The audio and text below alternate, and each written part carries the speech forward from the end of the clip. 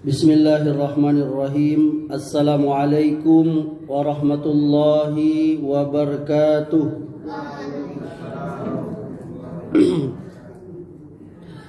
Innal hamdalillah nahmaduhu wa nasta'inuhu wa nastaghfiruh wa na'udzu billahi min sururi anfusina wa min sayyiati a'malina.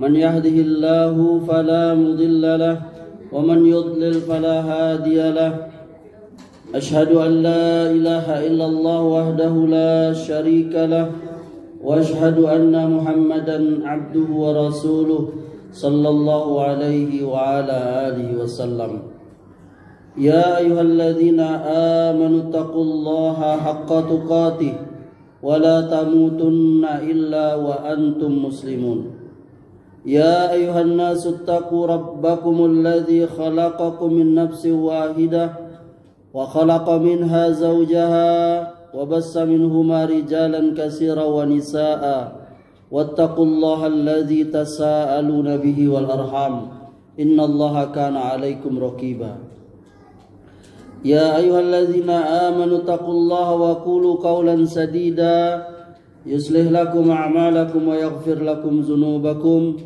ومن يطع الله ورسوله فقد فاز فوزا عظيما أما بعد فإن أصدق الحديث كتاب الله وخير الهدى هدى محمد صلى الله عليه وعلى آله وسلم وشر الأمور محدثاتها فإن كل محدثة بدعة وكل بدعة ضلالة وكل ضلالة في النار.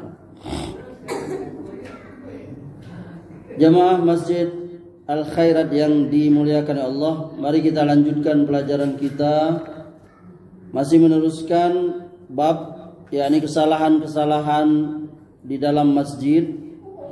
Pada pertemuan terdahulu kita sampai poin ke-24, maka pada kesempatan ini kita mulai dari poin ke-25.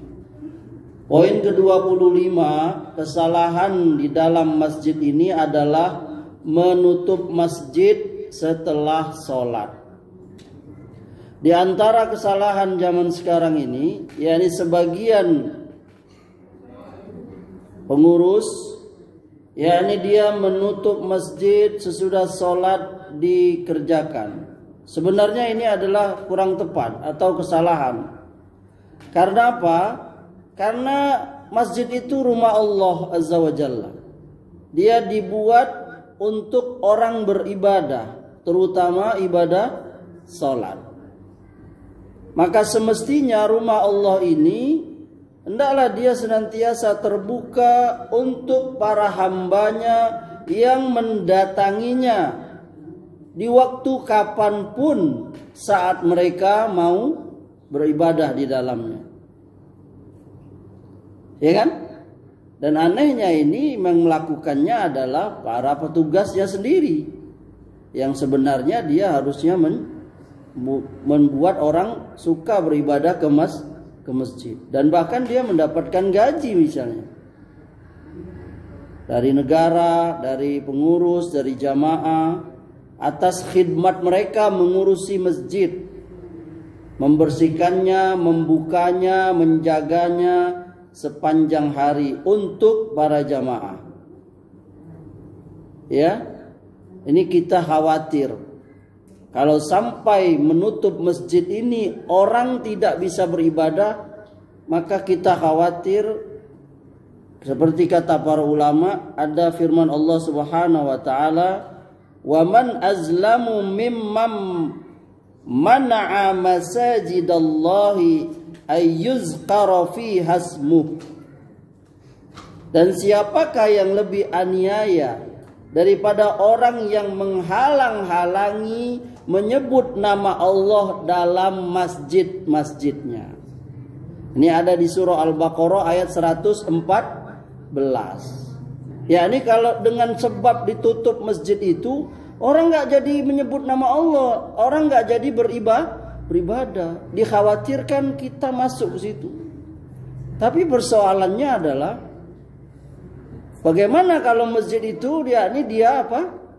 Kalau ditinggal dia ada orang yang mencuri ya tak? Nah itu pengurus harusnya dia mencari solusinya.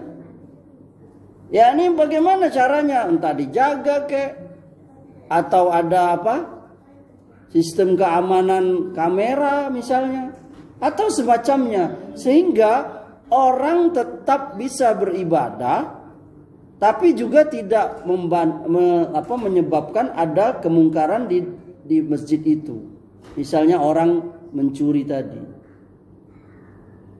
Ini nasihat untuk kita. Kemarin ada beberapa waktu yang lalu viral ya kan? Di mana tuh? Di daerah Bengkulu mana ya kan? Pinggir jalan masjidnya tuh, orang mau sholat ternyata nggak bisa sholat. Coba itu. Nah ini koreksi untuk kita pengurus masjid ini. Ya. Kalau ini kan masjid-masjid dekat pasar. Ya. Nah, jadi anak-anak itu kan. Jadi inisiatif kami itu jam 2 ditutup. Kalau orang di situ anak-anak itu kan nggak sholat. Nah, jadi cuma untuk sekarang anak-anak itu mau main bola di dalam masjid. Apa mana tuh? Kan karena kakinya tuh kotor. Kalau orang nggak sujud di dalam rumah. Nah, cuman apa lagi itu? Ya itu saya bilang tadi tuh kita harus bersabar. Ya. Bersabar dalam hal ini tapi harus ada ketegasan. Makanya saya bilang tadi kalau dengan penutupan masjid itu yakni tidak ada orang yang terhalang ibadah, insya Allah nggak apa-apa. Tapi kalau dengan menutup masjid itu sampai ada orang mau sholat, jadi dia pergi dan kecewa dari masjid itu gimana? Makanya saya bilang tadi harus ada dicari solusi. Kalau misalnya dengan barang hilang atau anak-anak tadi, ya anak-anak tadi itu dijaga. Jangan sampai dia masuk masjid. Atau gini. Atau dikasih pengumuman situ, maaf pintu. Perhatikan Ibunda. Dikasih tahu di masjid. Ini kita cari solusi kan? Misalnya ditulis di pintu masjid itu, maaf pintu masjid dikunci, tapi kalau Anda mau sholat silahkan minta kunci di sebelah misalnya. Atau silahkan minta kunci di depan, di warung misalnya. Itu solusi. Sehingga hal yang tidak kita inginkan tadi tidak terjadi, tapi kita juga tidak menjadi penyebab, yakni orang tidak jadi ibadah di masjid. Paham sampai sini? Kenapa? Dua-duanya nggak bagus juga. Dua-duanya nggak bagus, yakni dengan akibat itu masjid dicuri terus, tapi mengunci masjid dengan sebab sehingga orang nggak bisa ibadah, nggak bisa sholat. Bayangin orang biasa sholat lalu nggak bisa. Mungkin orang itu nggak bisa sholat di awal waktu berjamaah, mungkin ada sebab tertentu. Apalagi masjid di pasar, masjid pasar itu harusnya terbuka. Dan ini memang problematika kita juga memang. Maka saya memberikan solusi tadi seperti Bunda. Bolehlah dikunci misalnya. Tapi tulis di situ. Masjid maaf dikunci. Kalau Anda mau sholat silahkan minta kunci di warung depan misalnya. Atau diumumkan yang kasih tahu ke orang yang biasa sholat di sini. Ini masjid kita kunci karena anak-anak memakainya sehingga kotor apalah namanya. Takut kita apa. Tapi kalau Anda yang mau sholat di masjid silahkan minta kunci di situ, nanti kunci lagi balikkan lagi. Itu adalah solusi yang baik sehingga kita tidak terkena yakni menghalangi orang beribadah di masjid, plus kekhawatiran tadi itu ada pelanggaran di masjid, orang mencuri, anak-anak main, itu bisa kita hindari. Wallahu taala a'lam. Ada lagi? Karena ini perlu kita berbicara seperti ini. Karena ini problematika semua masjid. Dan kita sebagai jamaah bisa memberikan masukan ke masjid. Karena tujuan masjid itu dibuat, kita ingat. Tujuan masjid itu dibuat apa? Apa dah? Utamanya adalah untuk orang beribadah. Nah, kalau masjid dibuat lalu orang nggak bisa beribadah, malah orang marah. Kalau anak bola sekarang tuh dipiralkan ampun. Dan yang paling utama masjid itu dibuat adalah untuk sholat. Seseorang nggak dilarang tidur di masjid? Dilarang nggak? Nggak ada larangan ini. Kecuali dengan tidur itu menyebabkan dia mengganggu orang lain, sehingga membuat kekotoran di masjid. Nah, itu perlu dicari solusi juga kan. Tapi intinya tidur aja nggak apa-apa di masjid, ya kan? Nah, maksud saya tadi itu, jadi kalau sebab mengunci masjid itu menyebabkan orang tidak bisa ibadah, apalagi tidak bisa sholat, maka hilanglah dia fungsi utama masjid itu dibuat. Yakni sholat itu 24 jam. Orang bisa sholat masjid kapan saja. Dengan dikunci tadi itu. Makanya saya bilang tadi, ini adalah barangkali alternatif jalan tengah dari problem-problem yang dihadapi oleh masjid-masjid, dan juga tidak menyebabkan kita membuat orang lari dari masjid. Sebagaimana yang kita ketahui, tujuan masjid itu dibuat pertama kali adalah untuk ibadah. Wallahu ta'ala alam. Bagus sekali Ibunda itu pertanyaannya. Ada lagi? Ada? Ya, itu solusinya ya. Minimal kalau khususnya masjid kita nih lah. Kalau di jam 2 minimal pas jam 12 nih. Jam 2 dikunci gimana? Tidak bisa. Ya, menurut saya kan kita nggak bisa, karena waktu sholat itu bukan sampai jam 2. Waktu sholat itu adalah sampai batas akhir, ya ini hampir asar. Mungkin saja ada orang mau sholat dia 2:30 atau apa. Kita khawatir kalau sampai kita orang nggak bisa ibadah gitu. Saudara, fungsi utama di masjid itu dibuat untuk ibadah, yakni sholat. Bagaimana kita, kondisi kita seperti orang tadi? Kita berada di mana? Di Jambi, di mana? Lalu kita mau sholat, masjidnya dikunci. Tentu kita akan kecewa. Kita akan mengadu, ya Allah, aku mau sholat nih. Nanti orang berdalih kan, kau bisa juga minjam numpang di rumah orang atau apa. Ya itu mah nggak usah diajarin gitu. Inilah kalau bahasa Inggrisnya lah cetonian, ini ada masjid gitu. Nah, ini makanya tadi itu para ulama mengingatkan tadi itu, nanti dilihat surah Al-Baqarah ayat 114 itu. Wa man azlamu mimman mana'a masajidallah ayyuzkara fiha ismuhu. Siapa yang lebih aniaya dari orang yang menghalang-halangi menyebut nama Allah dalam masjid-masjidnya. Jadi nggak boleh kita menghalangi orang untuk beribadah di masjid. Gitu. Kalau kita kaji-kaji, mana yang lebih besar, orang nggak sholat dengan hilangnya misalnya nih, ampli kita. Lebih besar orang nggak sholat gara-gara mencuri masjid daripada ampli. Ampli bisa dibeli. Kalau memang ampli itu bisa hilang, misalnya ini. Toh bisa juga dikasih solusi, amplinya di penjaro, di kerangkeng kayak gitu.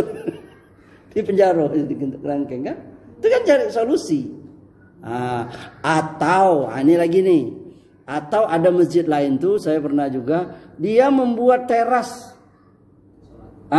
Masih dibuatnya teras, sehingga bahkan dikasihnya sejadah juga. Sehingga kalau orang, karena pintunya dikunci, orang masih bisa sholat di mana? Di terasnya. Ada juga tuh masjid. Berarti kan masih dia memberikan alternatif. Karena memang ini masjid ini pinggir jalannya, banyak gelandangan nanti nginap sini, atau anak-anak mencuri atau apa, dia masih memberikan solusi, yakni dikasihnya teras yang kira-kira ya orang bisa ibadah situ. Sama seperti WC. Kadang-kadang problematika pengurus masjid kan, orang di pasar tuh, problematika masjid pasar tuh WC-nya kadang dipakai oleh orang yang tidak sholat di masjid. Benar nggak? Dia hanya ke masjid itu hanya buang air. Iya mak ya. Coba gimana? Nggak mungkin juga kita melarangnya. Itulah tantangan kita. Siapa tahu insya Allah kita berdoa dengan Allah, ya Allah, dengan kita memudahkan orang buang air di masjid, mudah-mudahan hatinya terbuka. Minimal dia naruhlah duit di mana? Di kotak duitnya itu ya sudah dia ini, minimal lah itu. Atau dia nanti Allah kasih, aku nih kalau buang air ke masjid tapi aku nggak sholat. Mudah-mudahan Allah bukakan hidayah bagi dia. Itu. Tapi ini saya pikir hal yang sangat urgen dan realita yang terjadi di kita ini. Sebagian besar masjid itu dikunci. Ada lagi masjid yang saking terbukanya kucing, hewan bisa masuk ulo. Saya pernah cerita itu kan. Begitu saya sholat, sujud, kok bau nggak enak banget. Wah, gimana ya ibunda baunya? Wah, rasa mau muntah saya, maaf ya. Setelah saya selesai sholat, saya lihatlah itu di sejadah imam itu. Ya Allah, banyak bulu-bulu, rupanya kucing. Kucing rupanya tidur di. Saya bilang dengan jamaah, Pak, coba ganti sejadahnya. Kenapa Ustaz? Ini kucing tidur di sini. Oh iya ya, lihat ini banyak yang basah ini. Innalillahi. Karena memang masjidnya terbuka, nggak ada dindingnya, cuman di pagar rendah semeter. Ini saya pikir bukan kucing lagi, monyet juga bisa masuk istilahnya kan. Itu juga, itulah sebenarnya. Ya itulah tadi saya bilang pengurus memang harus punya alternatif di dalam menyikapi problem-problem yang ada di masjid-masjid kita itu. Semua itu jadi tantangan pengurus. Wabil khusus jamaah juga bisa memberi masukan. Anak yang ribut dalam ibadah, bagaimana orang suka dengan masjid, kemudian kebersihan sarana, kebersihan wudu, tempat orang buang air di masjid dan seterusnya.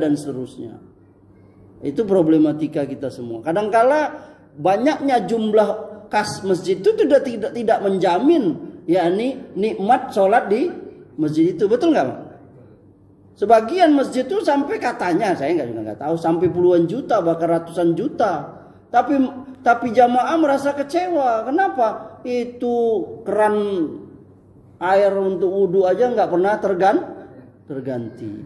Buat apa itu kas saldo itu sampai puluhan juta, apalagi ratusan juta. Padahal itu di orang itu supaya dia infak untuk kenyamanan. Nah kita alhamdulillah nih masjid kita Khairat ini, terutama emak-emak nih, orang-orang tua saya ini bersyukur kepada Allah. Dulu emaknya susah naik ke atas kan. Kalau bahasa Inggris itu gempor. Berapa meter melangkah emak ke atas. Alhamdulillah sekarang kami juga yang ngajar di sini. Saya udah berapa tahun di sini. Sekarang enak nih ngajar sini ya nih. AC Masya Allah, dingin, dari sini dingin, nikmat. Ini bersyukur kepada Allah. Masa kita juga nggak mau sholat di sini, ya nggak? Nah itu cukup ya. Jadi salah satu kesalahan adalah menutup masjid setelah sholat sehingga menyebabkan orang tidak bisa ibadah. Tadi saya katakan kalau ada problem-problem yang berkaitan dengan masjid tadi, hendaklah para pengurus terutama mencari solusi sehingga syariat masjid itu dirikan tetap terlaksana, problem-problemnya tetap bisa dihindari. Yang ke-26, kesalahan masjid ini adalah membuat mihrab di masjid.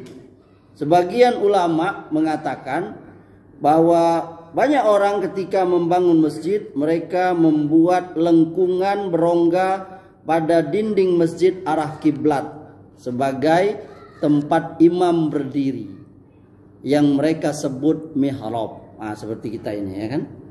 Mereka menyangka bahwa inilah yang dimaksud firman Allah, fa kharaja ala qaumihi minal mihrab. Maka ia keluar dari mihrab menuju kaumnya, surah Maryam ayat 11. Ini kata sebagian ulama ini keliru. Karena mihrab menurut bahasa dia adalah musolla, yakni tempat sholat. Ya. Sebagaimana kata Abu Ubaid mengatakan mihrab adalah bagian dengan setiap bagian depan setiap rumah. Ia juga berarti masjid atau musola atau tempat sujud. Adapun lengkungan berongga ini sebagian ulama mengatakan ini sesuatu yang baru di dalam agama yang diada-adakan, yakni setelah berlalunya abad-abad yang baik. Termasuk juga apa? Kuba itu ya. Sebagian ulama mengatakan. Al-Imam Al-Hafiz Ibnu Hajar rahimahullah mengatakan masjid Nabi SAW tidak memiliki mihrab. Mansur bin Al-Mu'tamir berkata Ibrahim An-Nakhai, salah seorang ulama tabi'in, mengatakan makruh solat di lengkungan imam mihrab. Al-Imam Sufyan As-Tsauri mengatakan aku tidak menyukainya, yakni memakruhkannya.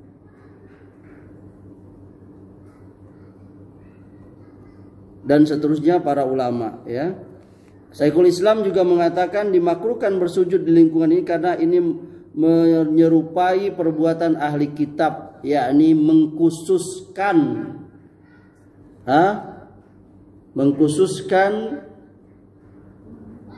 dalam tempat untuk imam ya. Syekh Ali Mahfuz mengatakan adapun membuat mihrab maka tidak pernah ada satu mihrab pun pada zaman Nabi SAW. Demikian pula tidak ada di zaman khalifah yang 4 dan generasi sesudahnya. Mihrab ini hanyalah diadakan pada akhir abad pertama. Nah, ini merupakan perkara seperti tempat ibadah orang di luar Islam. Dan membuatnya di masjid ini salah satu tanda hari kiamat. Ini seperti ditulis di dalam kitab beliau, yakni di dalam kitab Al-Ibda halaman 184. Al-Imam Al-Qari berkata mihrab merupakan bid'ah sepeninggal Nabi SAW. Oleh karena itu segolongan salaf memakruhkan membuat mihrab. Bahkan Al-Imam Al-Albani ulama sekarang ini berkata ringkasnya mihrab di dalam masjid adalah bid'ah. Ini sebagian ulama ya. Pendapat ulama yang lain berkata ini bukan masuk ke dalam bab yang keras pelarangannya itu. Ya. Ini hanya sebagai penanda saja, yakni arah kiblat. Itu sebagiannya. Wallahu taala a'lam. Yang ke-27 meninggikan mimbar lebih dari 3 tingkatan. Nah, ini sebenarnya mimbar di masjid itu, ini sebenarnya mimbar seperti ini di dalam kitab-kitab dikatakan ini mimbar Nasrani. Kalau mimbar Nasrani, mimbar Islam itu dia kelihatan kakinya kalau, dan orang naiknya ada tangganya, ada 3 tangga itu, ya.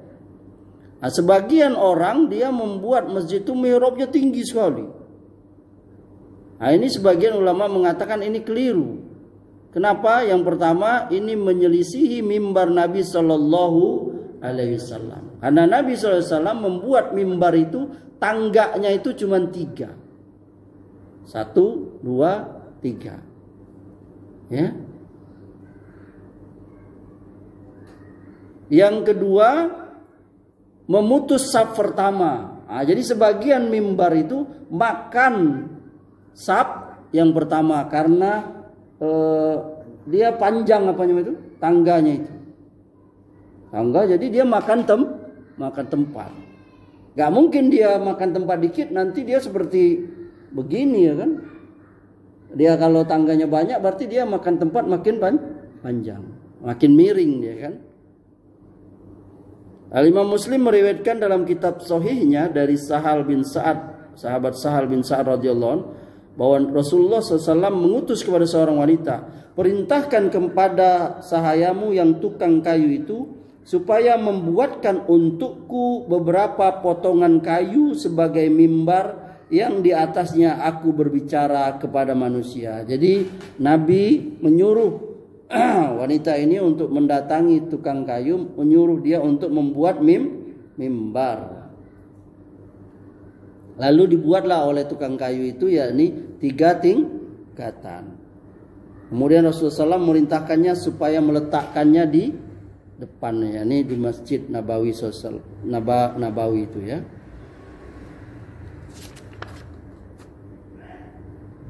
Kemudian di satu hadis dikatakan dari riwayat Imam Ibnu Majah dari sahabat Ubay bin Ka'ab, dia berkata Rasulullah SAW biasa sholat pada kayu ketika masjid masih terbuat dari kayu dan beliau berkhutbah di atas kayu itu.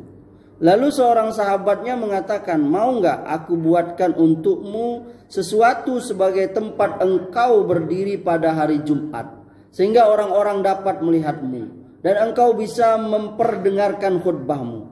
Maka sallallahu alaihi wasallam beliau menjawab, iya mau ya. Kemudian kata orang itu, ia buatkan untuk Nabi sallallahu alaihi wasallam 3 tingkat mimbar itu, dan itulah mimbar paling tinggi. Ketika mimbar telah diletakkan, mereka meletakkannya di tempat yang biasa beliau tempati, yakni biasa beliau khutbah itu. Ini hadisnya hasan, riwayat Ibnu Majah. Imam Nawawi mengatakan hadis ini berisikan penegasan bahwa mimbar Rasulullah SAW itu 3. Ini dijelaskan di kitab Sarah Muslim. Jadi mimbar Nabi itu sebenarnya tidak seperti ini. Ini tinggal mudah, ini dibalik saja, dikasih tangga 3. Jadi biasanya seperti itu. Seperti kalau kita ini masjid-masjid tua itu nama, tahu ya Mai? Biasanya dikasih apa? Tongkat, ya kan? Itu. Kalau ini yang mimbar-mimbar ini, sebagian ulama tidak sampai mengharamkan, ya. Tidak sampai mengharamkan mimbar seperti ini. Yang ke-28, membangun menara. Nah, ini rata-rata ya. Kita melihat banyak manusia pada hari ini membangun masjid, juga mereka membangun menara-menara yang tinggi dengan biaya yang sangat besar. Bahkan mungkin bisa lagi membuat masjid sesungguhnya itu. Sedangkan ada riwayat Abu Dawud dari Ibnu Abbas radhiyallahu anhu, dia berkata Rasulullah SAW bersabda, aku tidak diperintahkan untuk meninggikan masjid. Dan dikatakan itu termasuk bermegah-megahan dalam masjid. Ini hadisnya riwayat Abu Dawud, hadis sahih. Dari Abu Dawud juga, sahih juga dari Anas, Nabi bersabda, la taqumus sa'atu hatta yatabahan nasu fil masajidi. Hari kiamat itu tidak akan terjadi sampai manusia bermegah-megah mengenai masjid. Jadi nanti zaman sekarang udah terjadi kan? Yani orang berlomba-lomba membangun masjid, memegah-megahkan masjid. Tapi sebenarnya yakni yang kita lihat jamaahnya sedikit. Betul nggak? Masjidnya bagus.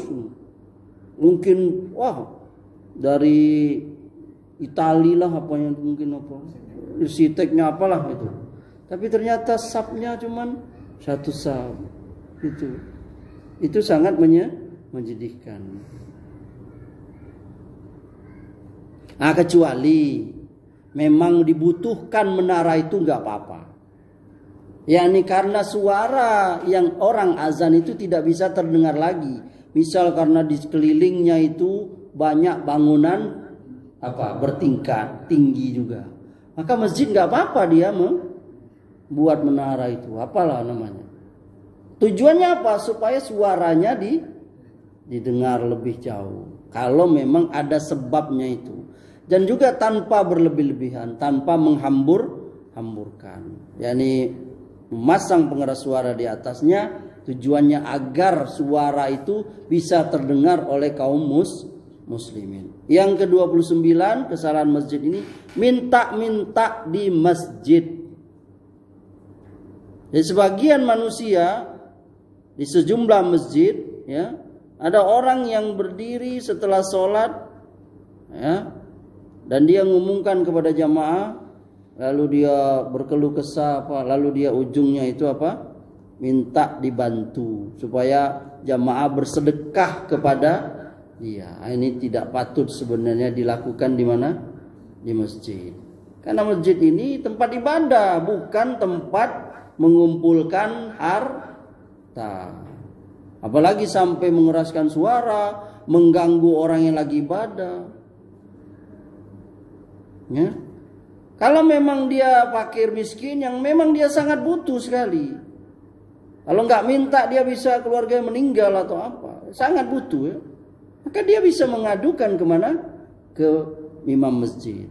Ke mana? Pengurus masjid. Nanti pengurus masjid atau imam masjid yang mempelajari dia. Ini benar gak nih? Ya, mengetahui keadaannya. Lalu dia yang memberitahu jamaah pengurus ini bagaimana nih saudara kita ini. Seperti waktu beberapa yang lalu kita pengurus masjid Al Khairat ini, yakni berinisiatif untuk menolong seorang ikhwan yang dia sedang sakit. Ini perintah Islam, sangat bagus sekali itu. Itu kepedulian kita kepada kaum muslimin. Ya, lalu kita anjurkan ini ada saudara kita, tetangga kita, ikhwan kita, akhwat kita, dia lagi susah. Lalu mereka mengumpulkan hartanya. Itu terjadi di zaman Nabi. Ya, ini kaum fakir miskin datang kepada Nabi, mereka minta bantuan. Maka itu harus. Ya. Yang ke-30, merokok di kamar mandi, di WC masjid. Ini nggak usah dibahas lagi lah. Udah paham lah ya. Udah banyak tulisan tuh. No smoking. Nah, kan? Tapi dia no smoking masih juga. Kasihan sekali pengurus masjid ya kan. Begitu kita masuk WC, waduh tercium bau asap rokok. Di lantainya terlihat puntung rokok. Bahkan disiramnya masuk ke lubang toilet apa tiolet? Lubang WC itu. Ya subhanallah. Padahal dikatakan dalam kaidah itu la dirara wa la dirar. Enggak boleh kita merugi dan merugikan orang, enggak boleh. Itu membahayakan orang itu. Ya. Dan di dalam Al-Qur'an dikatakan innal mubazirina kanu ikhwanas syayatin. Sesungguhnya orang mubazir itu kawannya setan. Apa ibunda? Orang mubazir itu kawannya setan. Tapi entar pulang jangan ibunda bilang pula ke suami ibunda yang merokok, kece Ustaz Amri tadi. Anak yang merokok itu setan. Nanti malah ibunda nggak boleh nggak usah ngaji lagi sama siapa.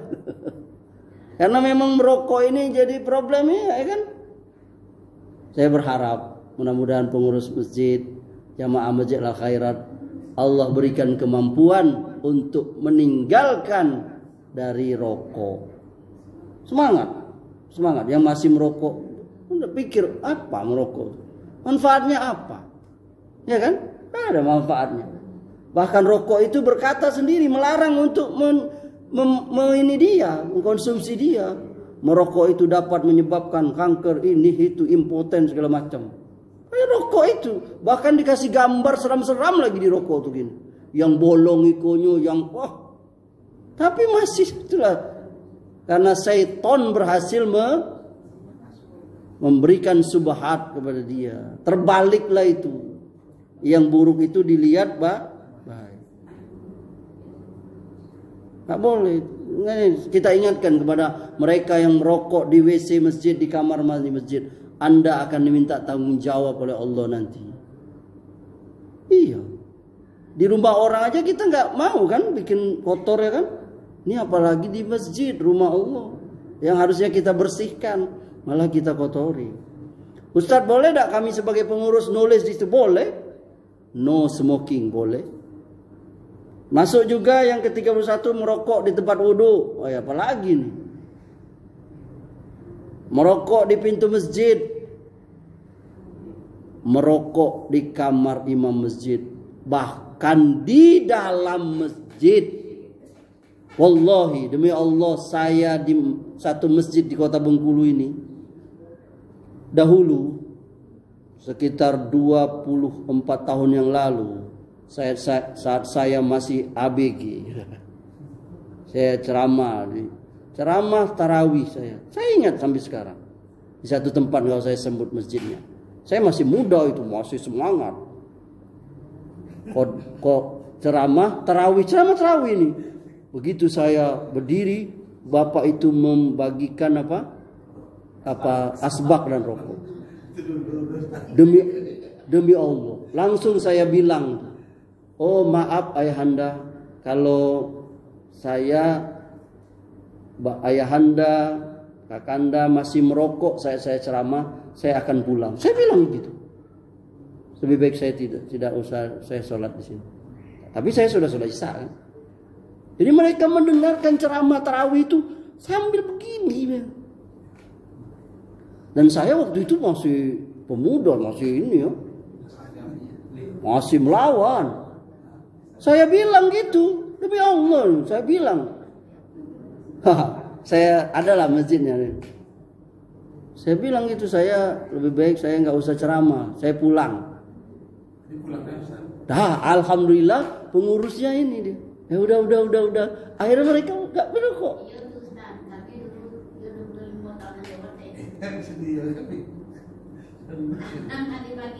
Semoga Allah memberikan kita petunjuk. Alhamdulillah itu ada peningkatan. Iya benar ibunda. Entah yang acara Isra Mi'raj, Maulid ya kan? Ngebul itu. Ya subhanallah. Kalau acara-acara yang menurut kita ya, bid'ah misalnya, itu udah tahu lah kita ya. Tapi itu di rumah ya kan. Ini di masjid. Dan saya pengalaman. Dan saya berani waktu itu. Andai kata mereka, oh udah Ustaz pulang aja. Pulang saya. Beneran saya. Waktu itu saya masih belum istilahnya belum setenang sekarang lah. Masih melawan gitu. Istilahnya tentara itu baru tamat. Aduh nembak. Biasa santri baru keluar. Melawan ya kan. Mana dalil kamu? Gitu. Andai kata itu saya ingat sekali itu, Masya Allah tahun 2000. Saya satu masjid lah. Saya kasih cluenya lagi di Lingkar Barat. Iya, saya bilang, Masya Allah. Assalamualaikum. Mulai lagi. Saya bilang, masih rokok. Wah, ini langsung saya ngomong, maaf. Ini merokok ya? Oh iya biasa. Oh kalau gitu saya nggak mau. Kalau masih terusin merokok, lebih baik saya nggak usah ceramah, saya pulang aja. Langsung ribut. Akhirnya nggak merokok lagi. Alhamdulillah. Nggak tahu udah sekarang tuh. Udah lama saya nggak ke situ.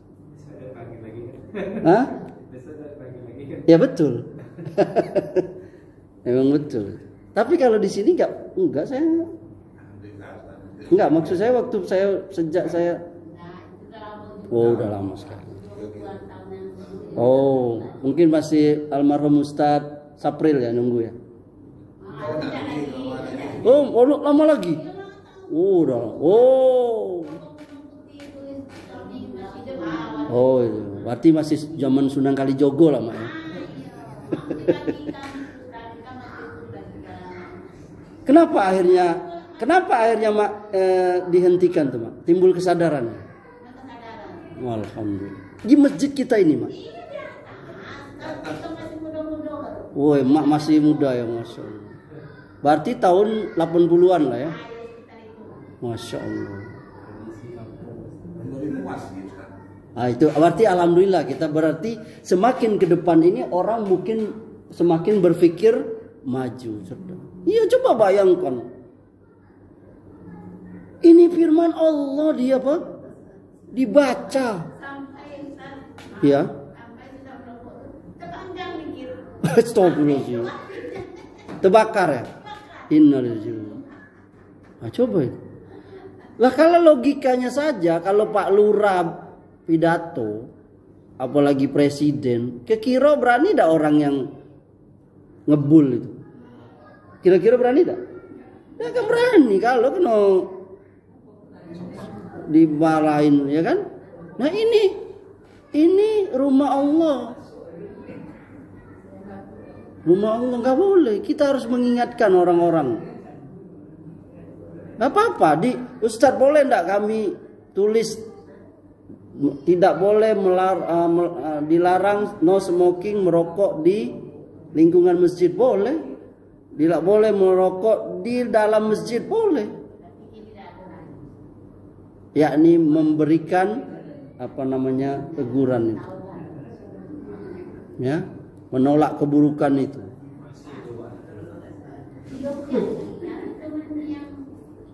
Tapi insya Allah biasanya kalau dengan AC ini, ya Mbak ya, dengan dibuat AC ini orang nggak mau lah ya. Maaf ya, gila bener kalau masih juga sih merokok, mau jadi apa? Ada alasan. Nah, kita ada alasan yang kuat yang bisa diterima akal dia. Kalau masih juga, waduh itu udah saipon itu. Dalam AC masih juga merokok. Biasanya di ruangan AC aja ada ruangan khusus ya kan, kayak di mall itu kan ada memang ruangan khusus untuk. Nah itu. Semoga Allah Subhanahu wa taala memberikan pemahaman kepada kita, yakni apa-apa hal-hal yang sebenarnya itu terlarang di masjid.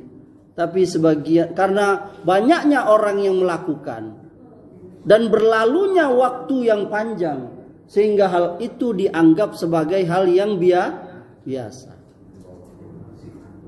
Ya ini karena sudah biasa dilakukan orang ustadz, banyak orang yang melakukannya, jadi orang menganggap itu hal yang tidak apa-apa, tidak dilarang. Yakni di mana dilakukannya di masjid itu.